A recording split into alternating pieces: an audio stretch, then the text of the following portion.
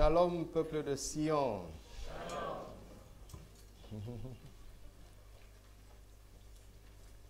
Sion, le berceau divin de l'humanité éternelle. Chaque jour, je me tiens ici par la foi. Chaque jour, ce que j'annonce, je le fais par la foi. Je n'ai pas de sujet préétabli. J'ai des sujets que j'aimerais aborder, certainement, c'est sûr. Mais je ne suis qu'un porte-parole. Un ambassadeur n'a pas d'opinion. Il dit ce que son chef lui dit. Alors, nous avons parlé de Sion, la plus belle de toutes les montagnes, vous vous en souvenez? Et hier, nous avons parlé de quoi? Les deux montagnes les plus importantes, qui sont Sinaï et Sion. Et ce soir, nous parlons de Sion, le berceau divin de l'humanité éternelle. Nous trouvons ça dans le psaume 87. Sion, le berceau divin de l'humanité éternelle, c'est ce qu'il m'a instruit et qu'il m'a dit de nous dire. Vous avez déjà entendu cette expression où on parle du berceau de l'humanité? C'est où, d'après eux? C'est où? En Afrique. D'après les paléontologues, n'ayez pas peur, n'ayez pas peur. Les paléontologues, ce sont des hommes qui étudient les fossiles, si vous voulez, les restes des os, des squelettes, des êtres vivants. Pas seulement des hommes, hein. Et parfois, ils perdent leur temps à étudier les squelettes des poissons, le reste. Alors que le poisson qui passe sur ta table, mon Dieu, tu le bouffes même jusqu'avec toutes les arêtes. Si tout le monde était comme ces personnes-là, les paléontologues n'auront plus de travail. Parce que quand on met un poisson sur ta table, il n'y a plus de fossiles. Plus rien à étudier. Et ils ont, certains, une équipe de paléontologues, de chercheurs français et américains, ont découvert un squelette dans la région de l'Éthiopie qui semble avoir daté de 3,5 millions d'années. Et donc, c'est d'après eux, l'humain le plus ancien qui ait existé. Ils lui ont même donné un nom, Lucie. Vous en avez entendu parler? C'est pas extra, c'est sur Google. Que je ne vous impressionne pas, n'impressionne personne. Tu as lu ça sur Google. Pour qui tu te prends? C'est sur Google. Tapez berceau de l'humanité, ça s'éclate sur tes yeux tout de suite. Et plus tard, une autre équipe a découvert, maintenant dans la région du Tchad, des fossiles qu'ils ont datés à 7 millions d'années. Et ils l'ont appelé Toumaï. Il y a un intello quelque part là. Félicitations. Ils l'ont appelé Toumaï. Et donc, vous voyez, les deux plus vieux êtres humains ont été retrouvés en Éthiopie et au Tchad. Donc, c'est en Afrique, n'est-ce pas? Est-ce qu'Adam était blanc? Hein? Répondez.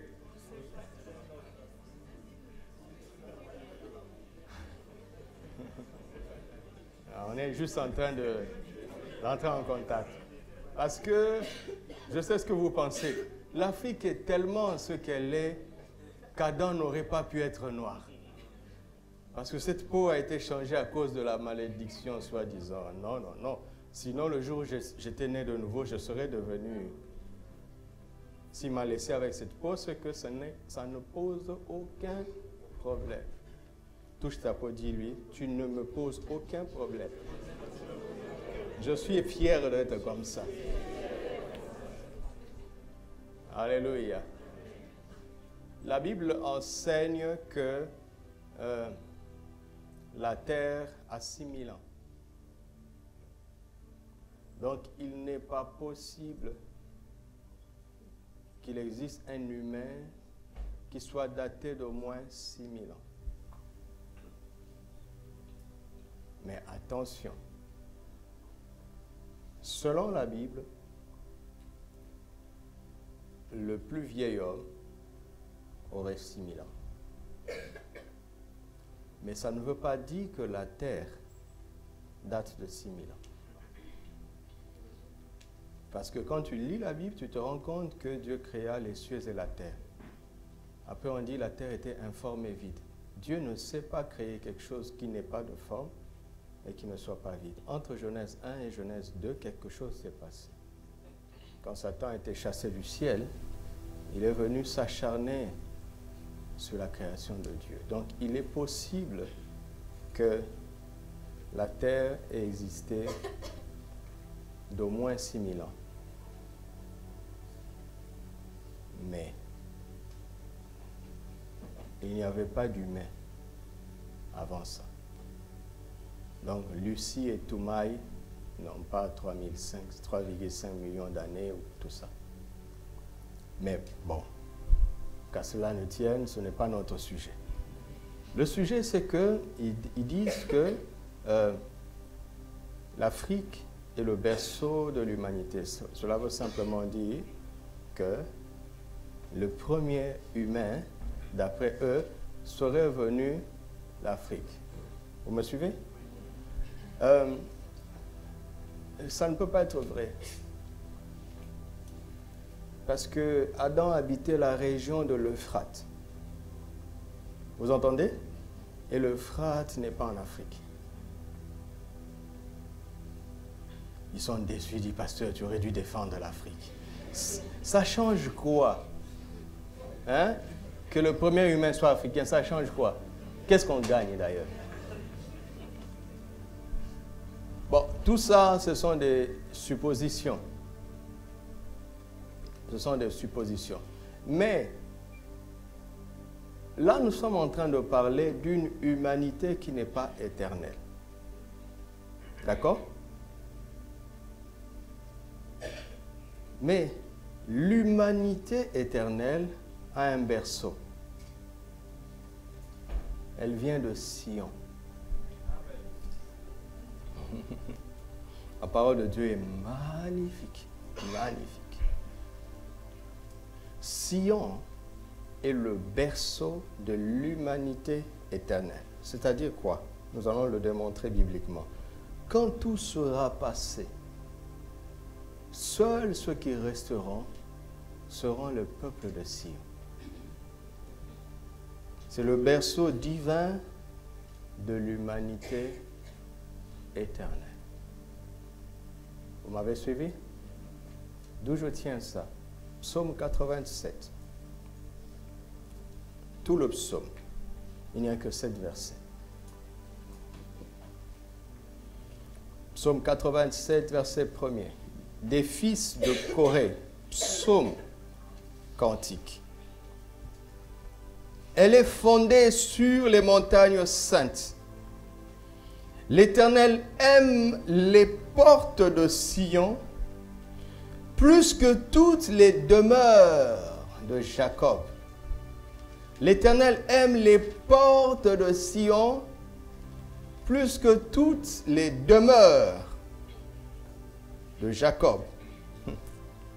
Des choses glorieuses ont été dites sur toi, ville de Dieu. C'est quelle ville? Des choses glorieuses ont été dites sur elle. Que c'est merveilleux d'en faire partie. Si tu habites Sion, des choses glorieuses sont dites sur toi. Des choses glorieuses ont déjà été dites sur notre année, sur notre vie. Parce que nous sommes le peuple de Sion. J'espère que vous êtes en train de comprendre que nous sommes en train de créer une année extraordinaire. Vous vous rendez compte? Nous sommes en train de créer cette année-là par la parole de Dieu.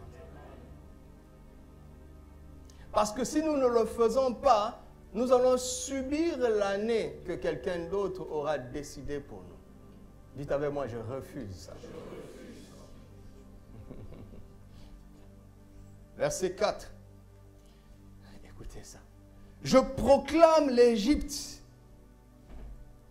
et Babylone parmi ceux qui me connaissent. Avant le verset 4, il y a un mot, c'est quoi? Pause. Pause. Vous voyez là, les fils de Corée sont inspirés. Au verset 1 et 2, c'est eux qui parlent.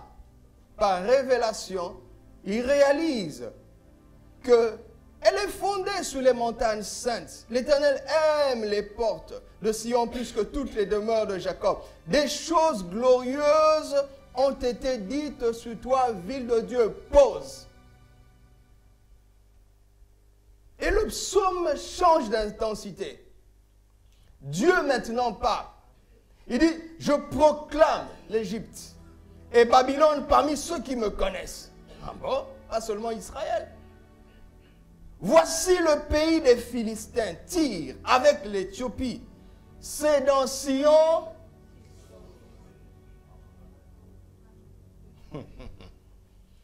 Et de Sion, il est dit, qui?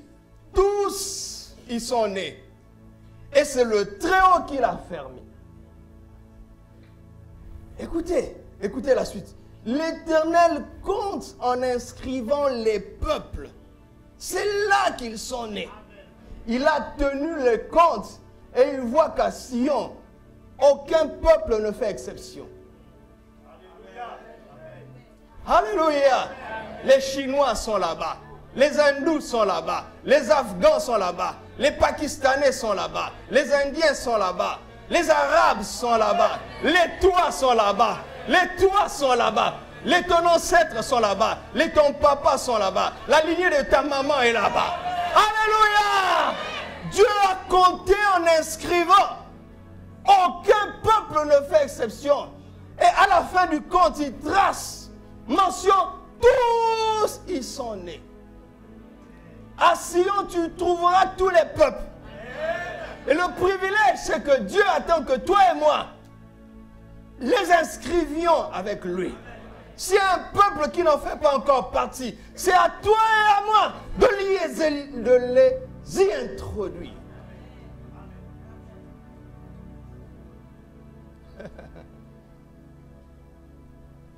Il n'y a pas une nation qui contienne tous les peuples. Sauf à Sion.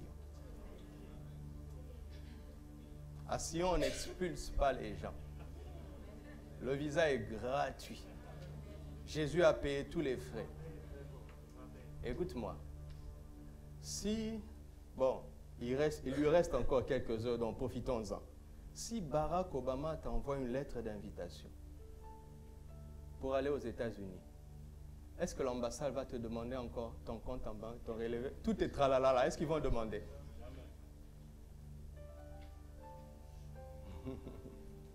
Qui peut oser refuser le visa à un invité d'Obama? Profitons parce que Trump, on ne sait pas ce qui va se passer. Surtout si tu es mexicain. Aïe, aïe, aïe. Verset 7. Et ceux qui chantent et ceux qui dansent s'écrient quoi? Toutes mes sources sont en toi. La Bible est tellement magnifique que parfois elle me bouleverse. Parce que quand on est né de nouveau, l'Esprit rend témoignage à notre esprit que nous sommes des enfants de Dieu. Et c'est par lui que nous crions Abba, Père. Abba veut dire papa, mais veut dire mon géniteur et ma source. Et à Sion, tout le monde chante et danse. Il dit toutes nos sources sont à toi. Les Arabes se rendront compte qu'ils viennent de Jésus et qu'ils n'ont pas besoin de perdre leur temps dans l'islam. Les Chinois se rendront compte qu'ils viennent de Jésus et qu'ils perdent leur temps en croyant en Confucius. Ton village se rendra compte qu'il vient de Jésus et qu'il perd son temps en étant animiste. Toutes nos sources sont en lui, car tout a été créé par lui et pour lui. Tout a été fait par la parole et rien de ce qui a été fait n'a été fait sans elle. Sion, c'est la conclusion de l'histoire. C'est le retour aux sources. Vous avez compris? Le message est fini, non? Je pense que là, vraiment, c'est clair. Alors, peut-on commencer à prier? C'est le berceau divin de l'humanité éternelle et croyez-moi, aucun peuple n'échappera parce que Dieu a déjà fait le compte. Alléluia. Alléluia.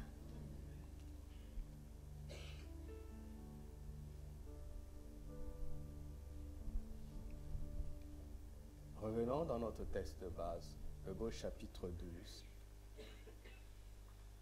12. Gardons nos Bibles ouvertes dans Hébreux chapitre 12.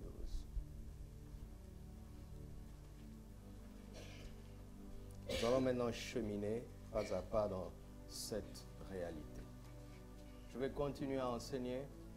Et tout à l'heure, je disais, Seigneur, comment allons-nous répondre à ta parole? Parce que vous savez, le plus important, c'est de savoir comment répondre à la parole. Quand Dieu nous parle. Alléluia. Que Dieu nous parle ne suffit pas. Parce que Dieu envoie sa parole en espérant une réponse favorable, une réponse de foi. La clé, c'est de toujours savoir comment répondre à la parole de Dieu. Vous entendez? Comment répondre? Samuel entendait la voix de Dieu, mais il ne savait pas comment répondre. Mais quand Élie l'a instruit sur la manière dont il devait répondre, sa vie a changé de dimension à partir d'une seule réponse. Que ta vie change de dimension ce soir, au nom de Jésus. Que le Saint-Esprit t'instruise comment répondre à la parole de Dieu. Et je disais, Seigneur, comment allons-nous répondre à ta parole ce soir? Il m'a dit ceci. Prenez du temps dans l'adoration jusqu'à ce que vos esprits s'imprègnent des réalités de cette nouvelle vie. Et c'est quand nos esprits vont s'imprégner de cela que chacun saura de manière personnelle comment répondre à cet appel de Sion. Alléluia. Hébreux chapitre 12, à partir du premier verset. Nous allons lire Hébreux 12, 1 à 2, puis 18 à 24. Nous tous donc aussi, puisque nous sommes environnés d'une si grande nuée de témoins, rejetons tout fardeau et le péché qui nous enveloppe si facilement, et courons avec persévérance dans la carrière qui nous est ouverte, ayant les regards fixés sur Jésus, le chef et le consommateur de la foi, qui, en vue de la joie qui lui était réservée, a souffert la croix, méprisé l'ignominie, et s'est assis à la droite du trône de Dieu. Verset 18.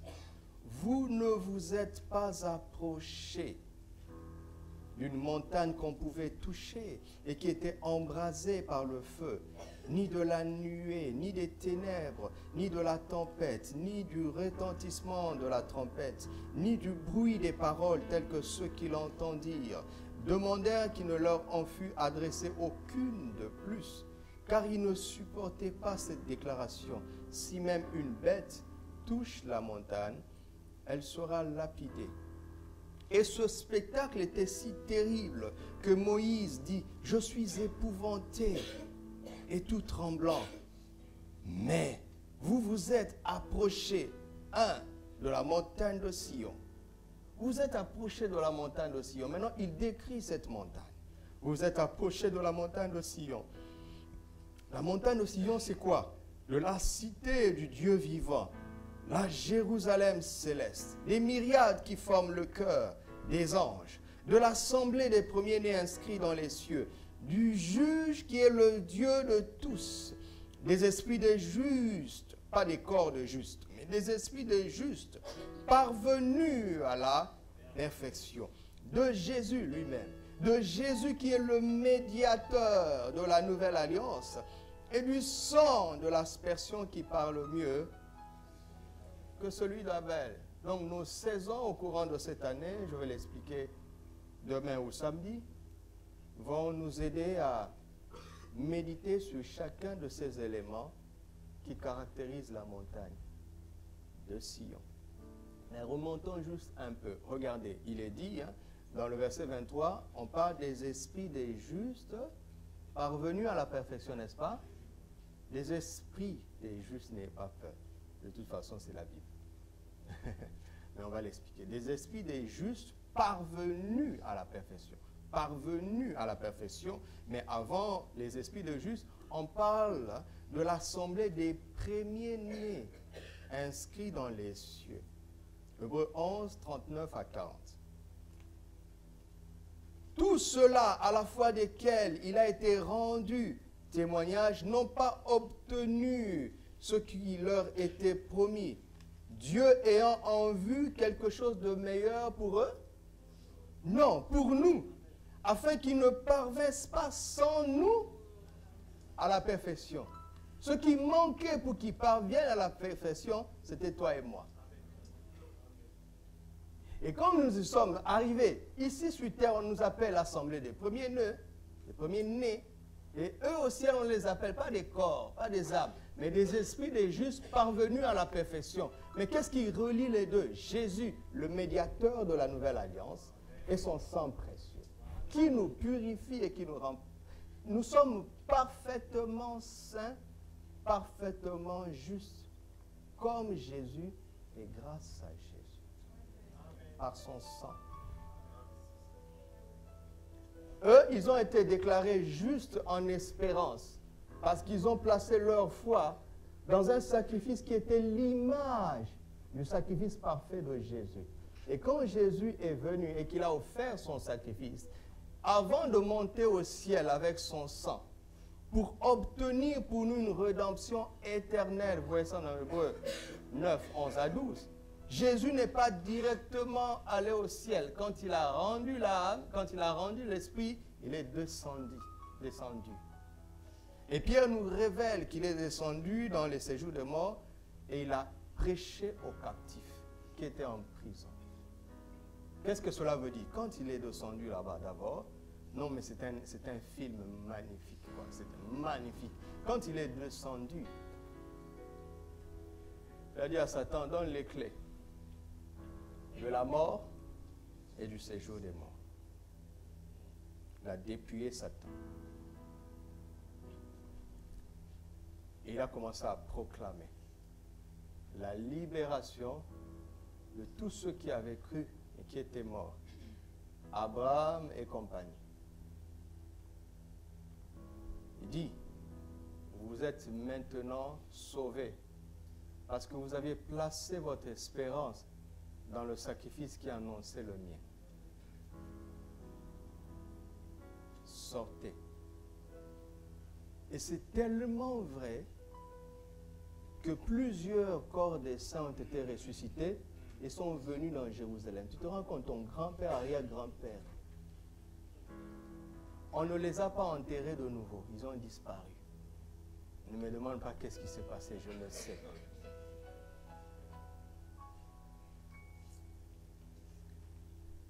Avant l'œuvre de la croix, quand un juste, c'est-à-dire un croyant, mourait, il allait dans le sein d'Abraham, mais pas encore au paradis.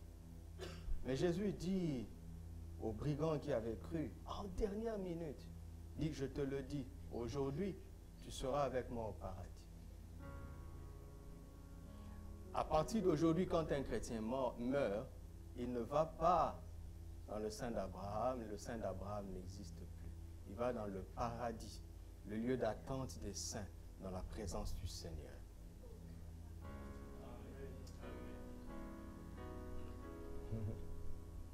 Ça, c'est juste un avant-goût des choses que nous allons étudier, sur lesquelles nous allons méditer profondément. Les mercredis, les dimanches et chaque jour à travers les torrents de vie.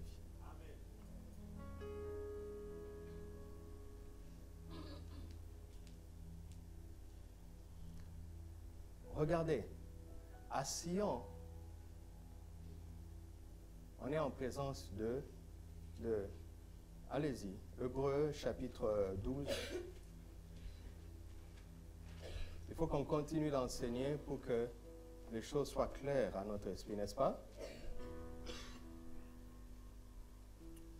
Alors, si on commence par le verset 22, voilà. Mais vous vous êtes approchés de la montagne de Sion. Regardez comment on décrit Sion. On dit que c'est la cité de qui? On ne dit pas que c'est la cité de Dieu. Mais c'est la cité du Dieu vivant.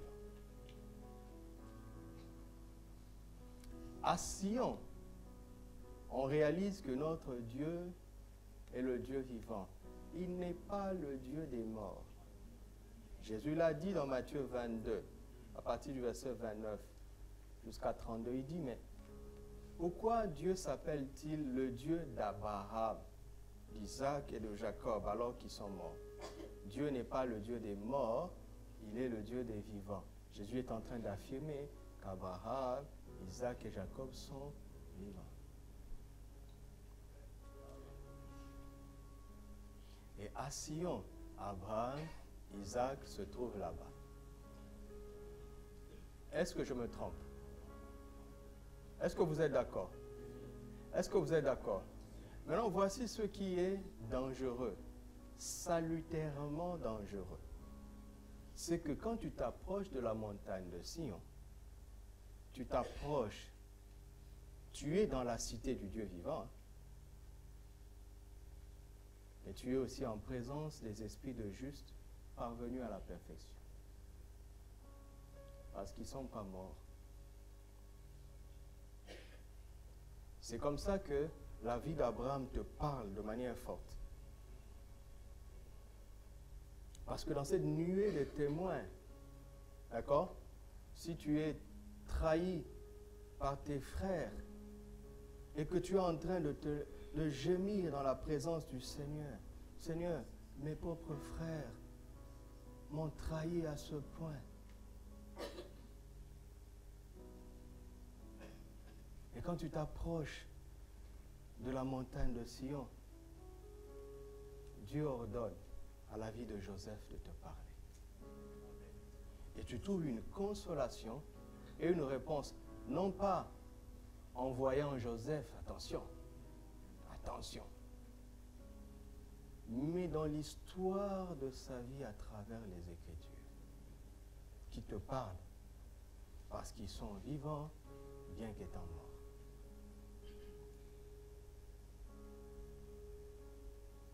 Le Seigneur te parle, son esprit te parle, et la vie des saints te parle à travers les Écritures.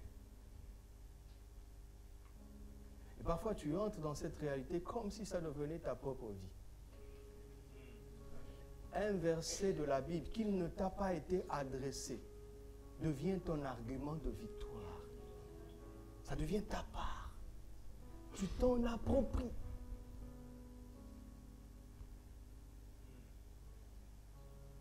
C'est là où la vie chrétienne devient dynamique, réelle. Alléluia. En fait, je suis en train de fixer mes regards d'abord sur les descriptions de Dieu. Donc, il est le Dieu vivant, n'est-ce pas? N'est-ce pas?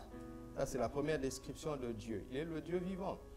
De la cité de la Jérusalem céleste, des myriades qui forment le cœur des anges.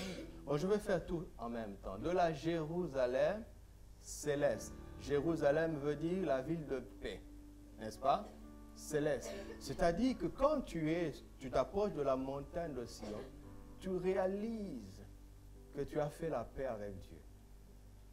Tu as été réconcilié avec Dieu. 2 Corinthiens 5, à partir du verset 17. Si quelqu'un est en Christ, il est une nouvelle création. Les choses anciennes sont passées. Voici, toutes choses sont devenues nouvelles. Et cela vient de Dieu. Alléluia. Qui nous a donné le ministère de la réconciliation. Et il dit, Dieu était en Christ, réconciliant les hommes avec Dieu. Mais Dieu continue de réconcilier les hommes avec lui à travers qui? Toi et moi. Parce que nous avons le ministère de Christ, le ministère de la réconciliation. Tu ne peux pas être un habitant qui est conscient de la montagne de Sion et ne pas témoigner de l'évangile aux autres. Tu ne peux pas. Vous m'entendez? La cité du Dieu vivant, la première dimension est utile. Parce que les victoires que Dieu a accordées aux hommes et des femmes qui étaient de la même nature que nous parlent. Et là, la Bible est utile pour nous parce qu'il nous donne la foi pour vivre, selon qu'il est écrit, mon juste vivra par la foi. Mais la Jérusalem céleste, c'est une dimension où tu utilises ta foi pour réconcilier les hommes avec Dieu. Tu deviens un témoin de Jésus, un évangéliste de Jésus. Il n'y a pas beaucoup d'amen, vous voyez? Et ensuite, il dit quoi? Des quoi? Des myriades qui forment le cœur de qui? Le cœur de qui? Des myriades qui forment le cœur de qui? Ce n'est pas normal qu'un chrétien soit toujours conscient des démons et des sorciers. Dis à ton frère, approche-toi de la montagne de Sion.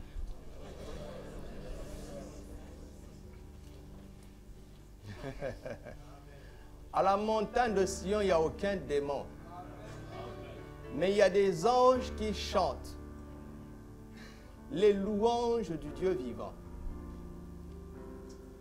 C'est pour ça qu'il n'y a pas de peur là-bas. Il n'y a pas d'inquiétude là-bas. On est en sécurité. Ceux qui se confient en l'Éternel sont comme la montagne de Sion. Elle ne chancelle point et elle est affermie pour toujours.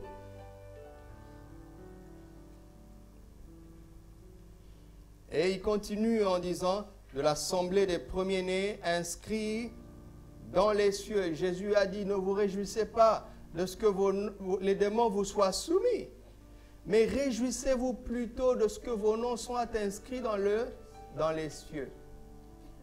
Vous voyez la corrélation? Voyez, on aurait pu placer ça ailleurs, mais le Saint-Esprit sait pourquoi il parle comme ça. Parce que déjà la prise de conscience des myriades d'anges qui sont en louange dans les chants pour la gloire de Dieu, cette prise de conscience édifie ta foi. Mais qu'est-ce qui réjouit les anges au ciel? Deux raisons. La gloire de Jésus et un pécheur qui se répand sur terre. Le cœur des anges est alimenté de deux raisons. Leurs chants sont inspirés par deux motifs. La gloire de Jésus et quand quelqu'un est inscrit dans les cieux.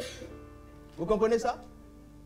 Quand nous lançons l'appel et que quelqu'un reçoit Jésus, vous n'avez pas l'idée de la fête qui commence au ciel. Vous avez compris? Le cœur des anges est immédiatement après l'assemblée des premiers-nés inscrits dans les cieux. Ils chantent pour ça. Jésus nous l'a dit. Vous connaissez le passage, n'est-ce pas? Vous ne connaissez pas, hein? Est-ce que je peux continuer?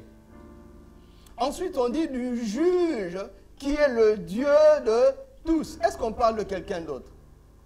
De qui parle-t-on ici? Le juge qui est le Dieu de tous, c'est qui?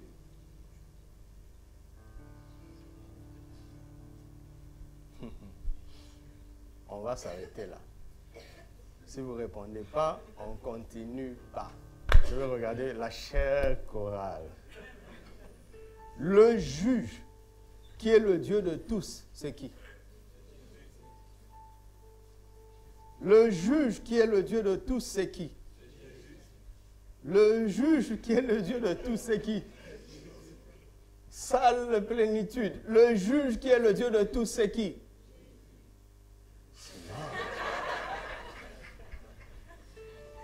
C'est qui?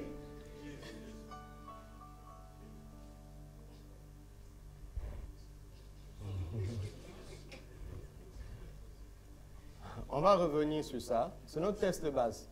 Allons dans Jean chapitre 3. Verset 17. Jean 3, 17. Nous allons continuer d'enseigner parce qu'il faut poser de bonnes bases. Alléluia. Afin que nous soyons vraiment comme la montagne de Sion. Nous ne chancellerons pas. On ne va pas être ballotté à tout vent de ruse et de doctrine. N'est-ce pas? Parce qu'on va être fermement établi dans la parole. Et notamment ici, dans la réalité de Sion. Jean 3, à partir du verset 17e. Dieu, en effet, n'a pas envoyé son Fils dans le monde pour qu'il juge le monde, mais pour que le monde soit sauvé par lui. Celui qui croit en lui n'est point jugé, mais celui qui ne croit pas est déjà jugé. Pourquoi? Parce qu'il n'a pas cru au nom du Fils unique venu de Dieu. Et ce jugement, c'est que la lumière étant venue dans le monde, les hommes ont préféré les ténèbres à la lumière parce que leurs œuvres étaient mauvaises. Car quiconque fait le mal est la lumière, haït la lumière, et ne vient point à la lumière de peur que ses œuvres ne soient dévoilées. Mais celui qui agit selon la vérité vient à la lumière afin que ses œuvres soient manifestées parce qu'elles sont faites en Dieu. Jésus est en train de dire qu'il n'a pas été envoyé pour juger le monde,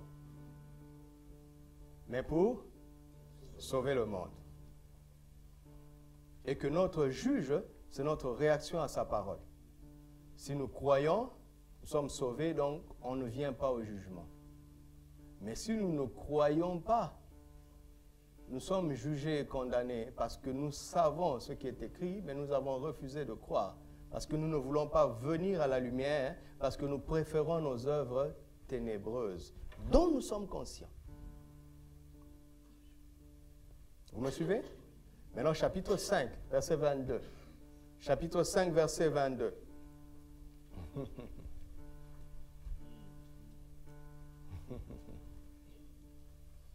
Le Père, maintenant il parle du Père, hein? Le Père ne juge personne, mais il a remis tout jugement à qui? C'est qui le juge? Ah, ah.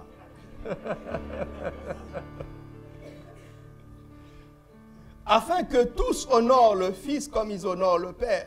Celui qui n'honore pas le Fils n'honore pas le Père qui l'a envoyé. En vérité, je vous le dis, celui qui écoute ma parole et qui croit à celui qui m'a envoyé a la vie éternelle et ne vient point en jugement, mais il est passé de la mort à la vie. En vérité, je vous le dis, l'heure vient, et elle est déjà venue, où les morts entendront la voix du Fils de Dieu, et ceux qui l'auront entendu vivront. Car comme le Père a la vie en lui-même, ainsi il a donné au Fils d'avoir la vie en lui-même. Et il lui a donné le pouvoir de quoi? Parce qu'il est... Ne vous étonnez pas de cela, car l'heure vient où tous ceux qui sont dans les sépulcres entendront sa voix et en sortiront. Ceux qui auront fait le bien ressusciteront pour la vie, et ceux qui auront fait le mal ressusciteront pour le jugement, quand ils auront entendu la voix du Fils. Le juge, qui est le Dieu de tous, c'est qui? Le Dieu vivant, c'est qui?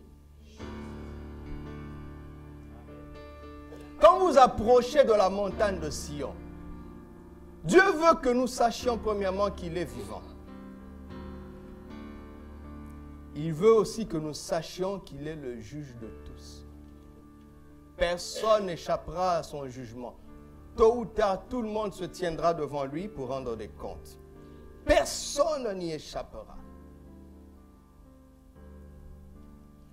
Donc on revient dans notre texte, Hébreux 12. Alléluia. On revient dans notre texte, Hébreux 12. Alors on s'était arrêté à quel verset? C'était le verset 23e, n'est-ce pas? De l'assemblée des premiers-nés inscrits dans les cieux du juge qui est le Dieu de tous. Et c'est qui? Et c'est qui? Et les esprits des justes parvenus à la perfection, c'est qui? C'est toute personne qui est morte en Christ. Parce que le Fils a le pouvoir en lui-même de donner la vie. Il dit, le jour vient où les morts entendront sa voix et ils ressusciteront, soit pour la vie ou pour le jugement. À la montagne de Sion, il n'y a pas ceux qui iront en enfer. Ils ne sont pas l'humanité éternelle. Alléluia. Verset 24, c'est mon préféré. Là maintenant, c'est clair. À la montagne de Sion, on s'est approché de qui? De Jésus. Il est le médiateur de la nouvelle alliance. Et on s'approche aussi de quoi? De son sang. Le sang d'aspersion, qui parle mieux que celui d'Abel. Alléluia. Maintenant, c'est là où tous les peuples sont nés, à Sion. Alléluia. Tous les peuples sont nés à Sion grâce à Jésus. Pour 3 raisons. La première raison, c'est qu'il est le Dieu vivant. Donc, il est celui qui donne la vie. Car le salaire du péché, c'est quoi? Mais le don gratuit de Dieu, c'est quoi? En qui? Vous comprenez? Donc, premièrement, à la montagne de Sion, le premier ministère qu'il exerce, c'est le ministère de la vie. Deuxièmement, à la montagne de Sion, vous voyez, regardez-moi s'il vous plaît. Nous sommes dans Hébreux 12, n'est-ce pas? Hébreux 12 plante les 2 corps. Il nous dit, gardons nos yeux sur... Vous entendez? Amen.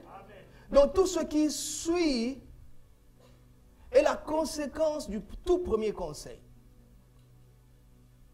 Il dit à la montagne de Sion, écoutez-moi, il y a des anges, mais que ça ne soit pas votre but. Un jour, quelqu'un verra un ange, mais que ça ne soit pas ton but. Il dit à la montagne de Sion, il y a une assemblée de premiers-nés, c'est-à-dire des frères. C'est la communion fraternelle. Vous voyez, psaume 133. Oh, qu'il est beau, il est doux, agréable pour les frères de demeurer unis ensemble. C'est comme, hein, blablabla, bla, bla, bla. C'est comme la rosée de l'Hermon qui, répandue sur la tête, c'est comme l'huile précieuse qui, répandue sur la tête, descend sur la barbe d'Aaron. Vous vous en souvenez? Vous savez de quoi il s'agit maintenant?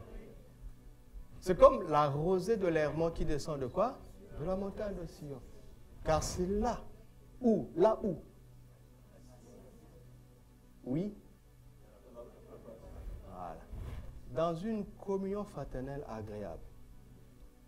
Parce que 2 frères en Christ peuvent être ensemble et se faire du mal. Il n'y a aucune douceur là-bas, aucune joie. Non, il ne parle pas de ça. Il parle de vivre la communion fraternelle dans l'amour. Dieu n'envoie pas la bénédiction là où 2 frères qui sont nés de nouveau se querellent. Dieu n'envoie pas la bénédiction là où plusieurs frères nés de nouveau s'assemblent pour critiquer leur autre frère. Il n'envoie pas sa bénédiction là-bas. Pourtant, pendant qu'ils sont en train de critiquer, leurs noms sont inscrits dans les cieux. Du moins pour l'instant. Vous comprenez? Ah ouais, c'est tellement cohérent. Mais il dit, écoutez, la communion fraternelle est puissante, mais gardez vos yeux sur Jésus. Parce qu'on ne peut pas ne pas regarder à Jésus et continuer à être unis. Ce qui fait que nous sommes unis, c'est parce que nous regardons dans la même direction. Parce que nous avons un même but. Il y a un texte quand j'étais à l'école où ce texte était intitulé comme suit. Forcez-les à bâtir ensemble et ils deviendront des amis. Quand vous avez un même but, vous allez vous entendre, du moins pour l'instant. Le fait de regarder dans la même direction. Alléluia. Mais voici le secret. Le secret, c'est de garder les yeux sur Jésus. À la montagne de Sion, il y a des esprits de justes parvenus à la perfection. Mais si on n'explique pas ça bien, quelqu'un priera ici pour voir Abraham. Quelqu'un espérera un jour voir Moïse. Il espérera un jour voir Élie. Demandez à Pierre, Jean et Jacques sur la montagne de la transfiguration. Quand Jésus paraît dans sa gloire, les prophètes disparaissent. Si vous voulez connaître la vraie valeur des choses, mettez-les à côté de Jésus.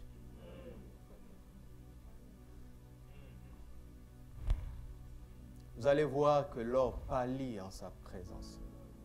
Les pierres précieuses pâlissent en sa présence. Ton épouse pâlit en présence de Jésus. Ton époux pâlit en présence de Jésus.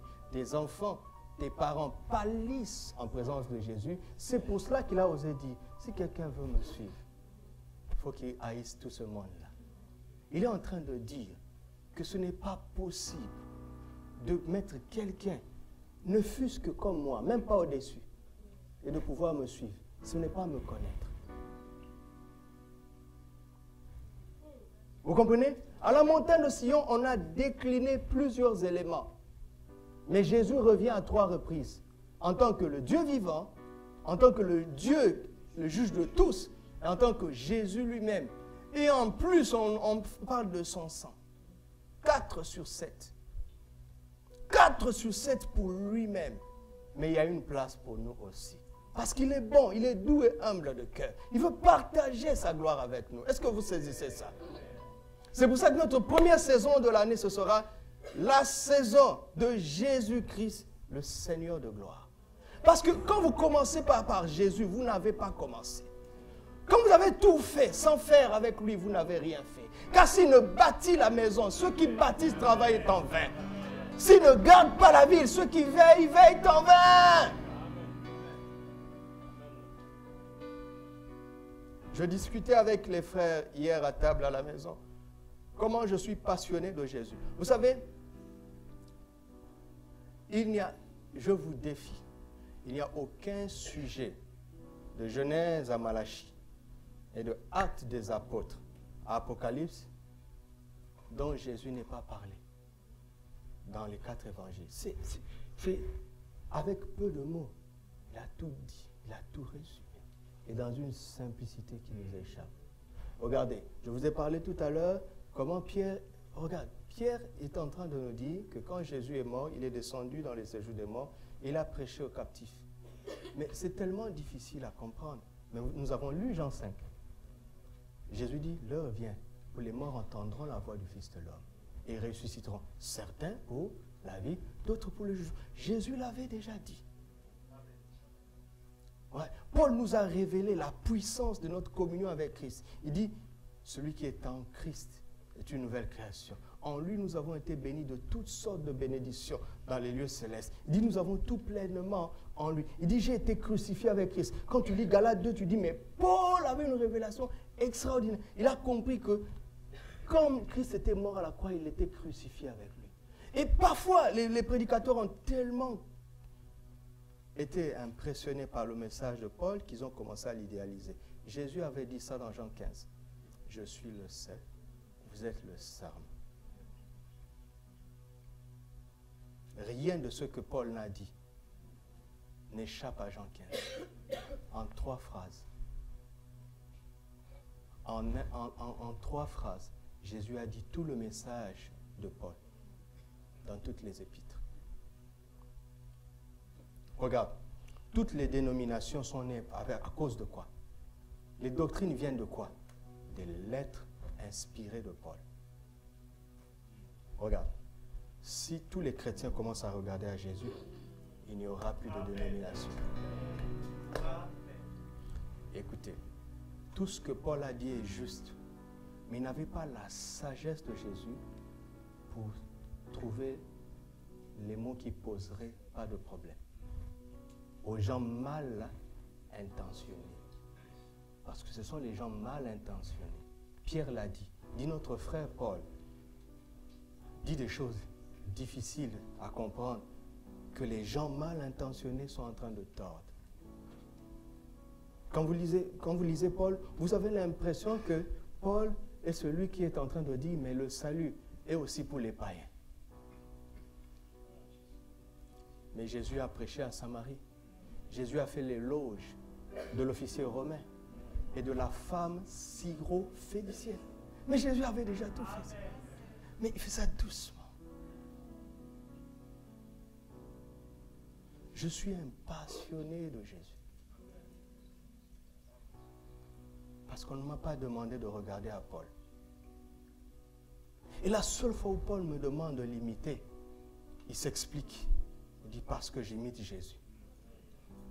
Si je n'imitais pas Jésus, ne m'imitez pas. N'imitez pas quelqu'un qui n'imite pas Jésus. La perfection, c'est en Christ. Vous avez compris? La montagne de Sion, c'est Jésus. Amen.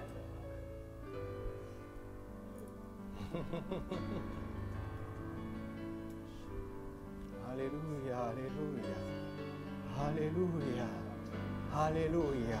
Est-ce qu'on peut adorer Jésus? Alléluia, alléluia, alléluia.